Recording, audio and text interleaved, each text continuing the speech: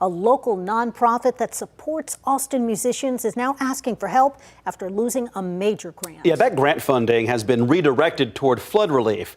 Now musicians are hoping the community will step in so that they can still get the help that they need. KVUE's Brianna Paredes has the story.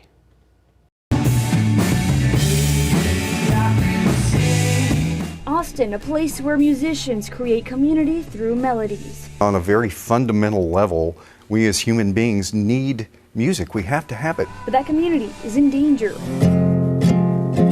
Patrick Bukta, CEO of Austin, Texas Musicians, says for more than 6 years, the nonprofit has supported local artists in different ways.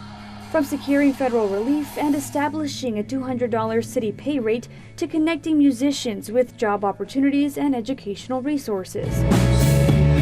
There weren't a lot of opportunities for musicians to show up and speak up and be heard, and that was kind of our purpose really initially, was to bring those voices together. Following the destructive July floods, Bukta says their entire operational budget is now at risk because a grant provided by a private organization has been redirected to aid flood victims. The grants that we were dependent on to survive had to refocus their efforts towards flood relief, which is obviously the right thing to do, but that does leave us in a pretty precarious position at this point. He says without this money, they may have to pause their services by the end of the month. As the live music capital of the world, Austin, Texas musicians say they advocate for about 6,000 artists in the area.